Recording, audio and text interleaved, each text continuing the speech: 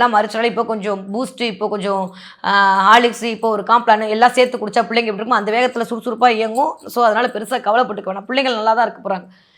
20 வயதுலேருந்து 40 வயது இருக்கக்கூடிய கும்பராசிக்காரர்கள் நிறைய பேருக்கு இந்த தடவை பிரேக்கப் ஆகியிருந்திருக்கும். இந்த தடவை ரீயூனியனுக்கான வாய்ப்புகள் இருக்குது. வேற அது இல்லை, அது போனால் போயிட்டு போகுது, விட்டுறலாம்.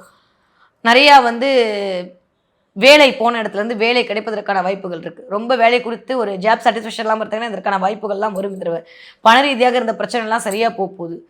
மன ரீதியாக இருந்த பிரச்சனைலாம் சரியாக போகுது. நீங்கள் பட்ட அசிங்க அவமானத்துலேருந்து வெளில வர போகிறீங்க. திரும்ப அடி புரோட்டா சாப்பிட்றேன்ற மாதிரி வாழ்வியலை புதிதாக கையாள போகிறீங்க. ரொம்ப நல்லா இருக்குது, கவலையே பட வேண்டாம். 40 வயதுலேருந்து 60 வயது இருக்கக்கூடிய கும்பராசிக்காரர்களுக்கு கணவன் இருந்தால் மனைவியின் மூலமாக, மனைவியாக இருந்தால் கணவன் மூலமாக சின்ன சின்ன ஒரு எக்ஸ்பெக்டேஷன் ஃபுல்ஃபில் ஆகாத ஒரு நிலைமை எட்டி பார்க்கும். ஏன்னா 7ஆம் இடத்துக்கு எது ஓரளவுக்கு அப்படி இம்பேக்ட் பண்ணுவார். சம்டைம்ஸ் அதை கொஞ்சம் கவனமாக பார்த்துக்கணும். கொஞ்சம் வீட்டில் விட்டு கொடுத்து போகணும்.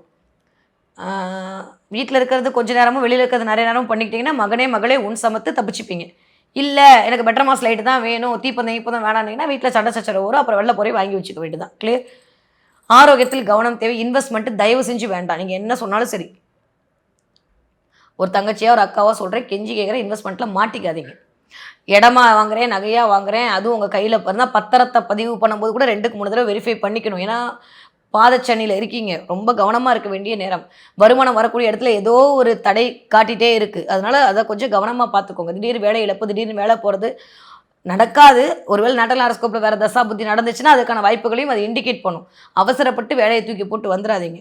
எவ்வளவோ பொறுத்தாச்சு. அதனால் கொஞ்சம் அப்படியே ஒரு 2 மாதம் 3 மாதம் பொறுத்துட்டு போயிட்டிங்கன்னா ஆட்டோமேட்டிக்காக பழகிடும். வேறு வழி இல்லை. அதனால் அட்ஜஸ்ட் பண்ணிக்கோங்க.